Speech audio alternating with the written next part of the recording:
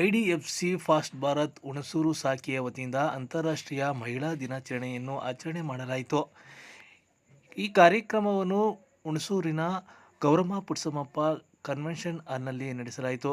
ಇನ್ನು ಈ ಕಾರ್ಯಕ್ರಮದ ಅಧ್ಯಕ್ಷತೆಯನ್ನು ಐಡಿಎಫ್ಸಿ ಫಾಸ್ಟ್ ಭಾರತ್ ಮುಖ್ಯಸ್ಥರಾದ ಪುಟ್ಟಸ್ವಾಮಿ ಅವರು ವಹಿಸಿಕೊಂಡಿದ್ದರು. ಇನ್ನು ಮುಖ್ಯ ಅತಿಥಿಗಳಾಗಿ ಗ್ರಾಮಾಂತರ ಪೊಲೀಸ್ ಇನ್ಸ್ಪೆಕ್ಟರ್ ಆದ ಮುನಿಯಪ್ಪ ಅವರು ಆಗಮಿಸಿದರು. ಇನ್ನು ಬಾಲಕರ ಪದವಿ ಪೂರ್ವ ಕಾಲೇಜು ಪ್ರಾಂಶುಪಾಲರಾದ ಸುಧಾಮಣಿ, ಹಿರಿಯ ವಕೀಲರಾದ ಪವಿತ್ರ, ಬ್ಲಾಕ್ ಆರೋಗ್ಯ ಅಧಿಕಾರಿ ರಾಜೇಶ್ವರಿ, ಪ್ರಾದೇಶಿಕ ವ್ಯವಸ್ಥಾಪಕರಾದ ವಿನಯ್, ಶ್ರೀಕಂಠ ಪ್ರಸಾದ್, ವಲಯ ವ್ಯವಸ್ಥಾಪಕರಾದ Puneeth, CSR manager Kantharaj, branch manager Chethan ಹಾಜರಿದ್ದು ಮಹಿಳಾ ದಿನಾಚರಣೆಯನ್ನು ಆಚರಣೆ ಮಾಡಲಾಯಿತು. ಇನ್ನು ಈ ಕಾರ್ಯಕ್ರಮವನ್ನು ಜ್ಯೋತಿ ಬೆಳಗುವ ಮೂಲಕ ಇನ್ಸ್ಪೆಕ್ಟರ್ ಮುನಿಯಪ್ಪ ಅವರು ಉದ್ಘಾಟನೆ ಮಾಡಿದರು.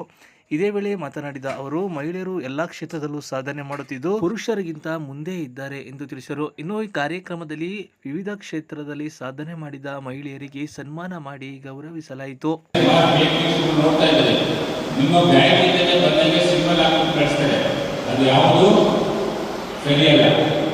ನಿಮಗೆ ಏನೇ ಪೋಸ್ಟ್ ಆಫೀಸ್ ಬೇಕಾದ್ರೆ ಡೈರೆಕ್ಟ್ ಪೋಸ್ಟ್ ಆಫೀಸಿಗೆ ಫೋನ್ ಮಾಡಿ ತಿಳ್ಕೊಳ್ಳಿ, ಬ್ಯಾಂಕ್ ಬೇಕಾದ್ರೆ ಡೈರೆಕ್ಟಾಗಿ ಬ್ಯಾಂಕಲ್ಲಿ ತಿಳ್ಕೊಳ್ಳಿ, ಅಥವಾ ನಿಮ್ಮ ಪ್ರಿನ್ಸಿಪಾಲ್ ಕಾಲೇಜು ಅವರಿಗೆ ಡೈರೆಕ್ಟಾಗಿ. ಯಾಕೆಂದರೆ ಅದಕ್ಕೆ ಮಹಿಳೆಯರೇ ಕಾರಣ.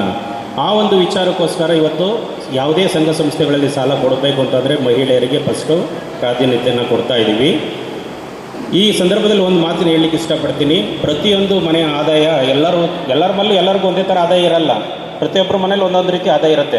ನನಗೆ 10,000 ಆದಾಯ ಬರ್ಬೋದು ತಿಂಗಳಿಗೆ, ಇನ್ನೊಬ್ರಿಗೆ 5,000 ಆದಾಯ ಬರ್ಬೋದು.